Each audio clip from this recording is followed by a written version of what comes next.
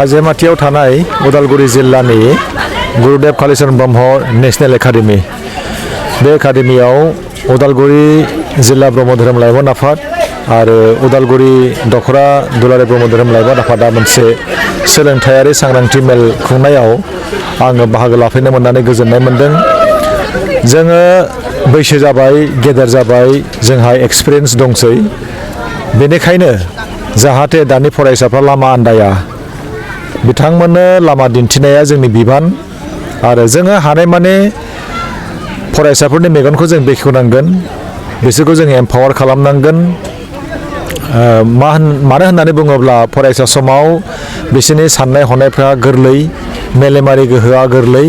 बेनिखायनो माया मोजां माया गाज्रि, माखौ मावनांगौ माखौ मावनाङा, मा सिमां नुनांगौ, माबायदि सिमांखौ जाफुंसार जाहोनांगौ, बेनि बागै बिसोरो मोजाङै सानस्लाबनो हाया। बेनिखायनो जोङो लामा दिन्थिनांगौ। दिनै फरायसाफोरखौ आङो बुंगोन, जोङो माब्ला दुखु मोनो, जोङो मानो दुखु मोनो, दुखु मोननायनि जाहोनफोरखौ आं फरायसाफोरखौ बेखौनो बुंगोन।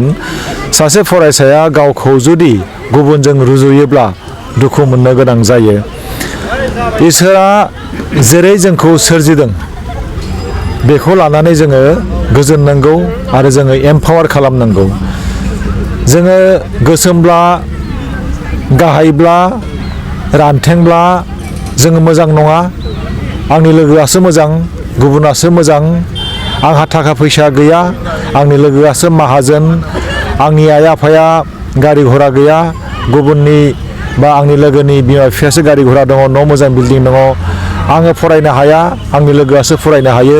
बे रोखोमनि गावखौ गुबुनजों कम्पेयार खालामनाय, गावखौ गुबुनजों रुजुनाय, बियो जोंनि गोसोआव मोनसे दुखु लाबोयो। मानो होनबा आङो आंखा, गुबुना गुबुनखा, जोङो रावबो समान नङा, जों रावबो एखे नङा। दा बेखायनो आङो बुंगोन, जाय गोहोखौ इसोरा जोंनो होदों, जाय अंगखौ इसोरा जोंनो होदों, बेखौ लानानै जोङो खामानि मावलांनांगोन। आरो गुबुन मोनसे जाहोना जाहैबाय जोङो गुबुननिफ्राय मिजिंथिनाय। नंगौ, मानसि माहारिया गुबुननिफ्राय अननाय लुबैयो, मोजां मोननाय लुबैयो, मान मोननो लुबैयो। नाथाय बेबायदि मोननायखौ मिजिंथिनानै जों गुबुननिफ्राय मोननो हायाब्ला बेयाव जोंनि गोसोआ दुखु मोनो।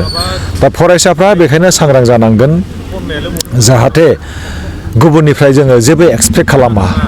बिफां फांसे गायोब्ला जों फिथाइखौ जोङो मोनखागोन, नाथाय जोथोन लानांगोन।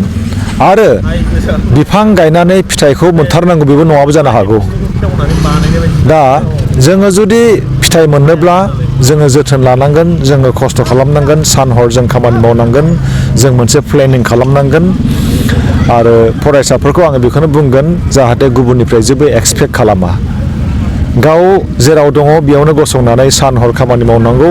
गुबुन मोनसे जाहोन आङो बुंबावगोन, जोङो माब्ला दुखु मोननो गोनां जायो, जेब्ला जोंहा सिमां गैया, जेब्ला जोंहा थांखि गैया। जिउआव जोङो देरहासार जानो थाखाय मोनसे थांखि जोङो लानांगोन। जोंनि बे थांखिया पार्मानेन्ट नङाबो जानो हागौ, नाथाय थांखि थायोब्ला जोङो खामानि मावनो गोहो बोलो मोनो। जोंनि थांखिखौ समजों खाब जानानै जोङो सोलायनो गोनांबो जानो हागौ।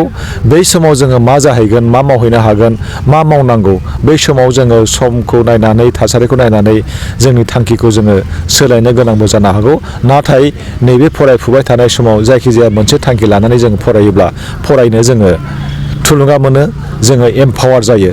दिनै बे समाव आङो बेखौनो बुंगोन, फरायसाफ्रा जाहाथे सांग्रां थायो, सोरनिबा आखाइ फायखन लेंहरनायाव जाहाथे थाङा।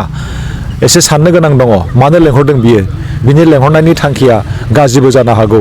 आरो दिनै बे बाथ्राखौ बुजियैयावनो जोंनि माखासे फरायसाफ्रा लामा आन्दायदों। माखासे फरायसाफ्रा फरायनायखौ आद्रा खालामनानै फेग्रा मुवा जानायाव थांदों। सोरबा लेंहरनायाव थांबाय, बेबो फेग्रा मुवा जानो गोनां जाबाय। बेनिखायनो सोरबा लेंहरोब्ला दसे थाथ', दसे सानहाब, मानो लेंहरदों, मा थांखि दङ। सोरबा गाबोबा गाबफानाङा, सोरबा मिनियोबा मिनिफानाङा। Thank you.